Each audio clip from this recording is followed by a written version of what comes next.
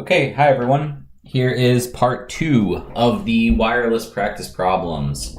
So let's get started. So the first question, what is the main purpose of a communication system? This is just a definition question. Their answer is given there, but it's to send information over distance. That's why we use comm systems, is to send info over some amount of distance. So just quick, easy, short answer. So on to question 2. In music, a pure C6 tone is defined as having a frequency of 10,000 or 1046.50 hertz, assuming it's a cosine with 0 phase offset.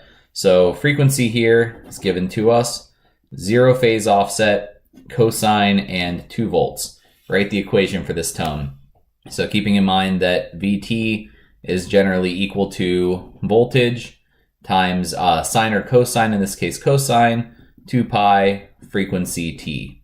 And if we have a phase, we'd add it in there, but I don't think we'll ask you that. So we're going to just use that equation and say V sub t equals, our amplitude or voltage is 2 volts. So 2 volts times cosine 2 pi, and then frequency is 1046.50. So 1046.50, and then times t. So that's our equation. This next one, I don't think we'd have you do, but just in case, you may need to read a chart that has this. So if we need to sketch this in the time domain, we're going to draw a y and x axis. We're going to draw 2 volts as the maximum, negative 2 volts as the minimum.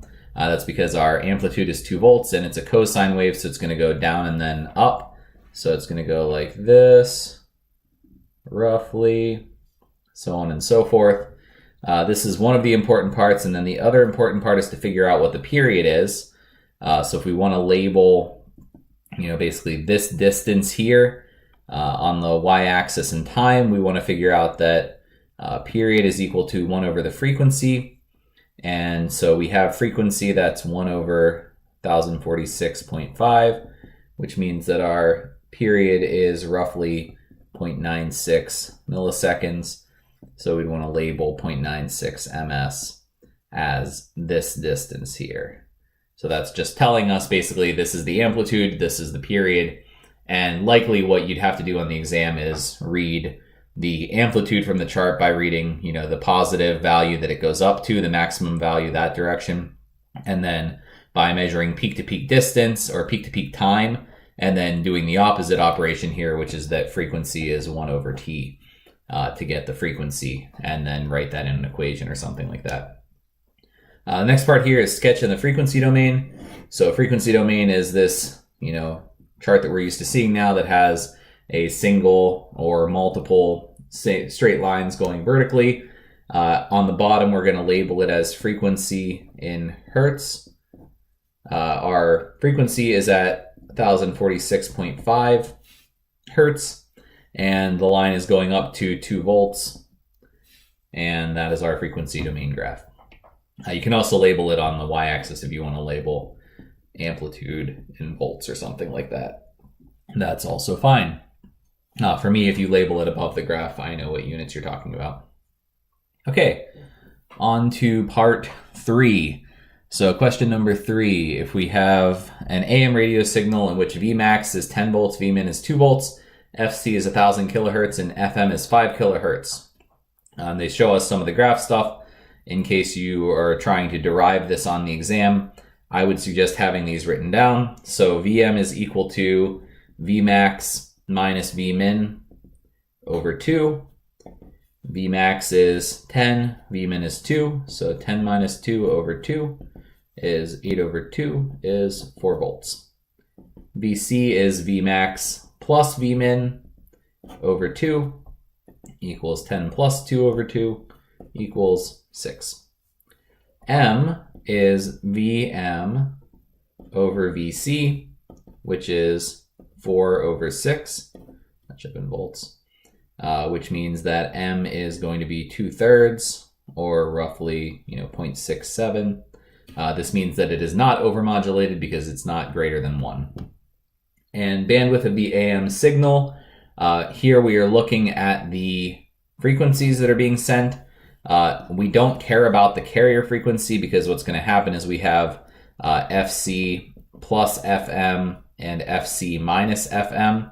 Those are going to be the max and min bandwidths. So those are going to be 1005 and 995 kilohertz. So if we subtract max from min, we're going to get 10 kilohertz. That's also equal to 2 times F max, where F max is 5 kilohertz.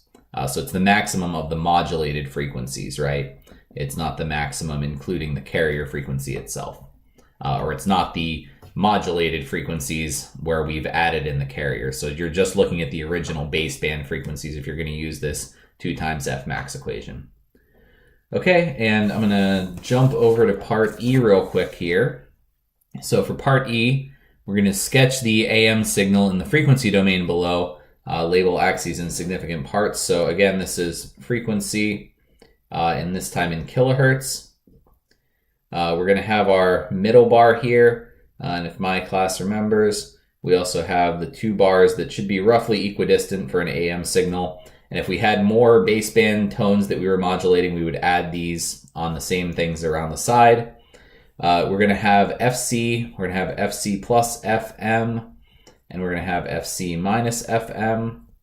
So FC is 1000 kilohertz. FC plus FM is 1005 kilohertz. And FC minus FM is 995 kilohertz. Sorry about that writing. So 1000, 1005, and 995 are our x-axis values, our x-axis labels, I mean. And keep in mind that in VAMT, we're going to end up with VM over 2 whenever we have, a cosine wave with 2 pi FC plus FM T. So we have to remember that whatever the VM value is, whenever we draw it in the frequency domain or talk about it in the frequency domain, we are dividing that value by 2. So here, instead of being 4 volts, which is what we calculated earlier, we're going to make that 2 volts for each of the modulated frequency parts of the plot, and then 6 volts for the carrier frequency stays the same. So, and keep in mind, there's more stuff in that equation. I would make sure you have that written down so you can understand it. So that's the first couple problems. I'll move on to the next page in the next video.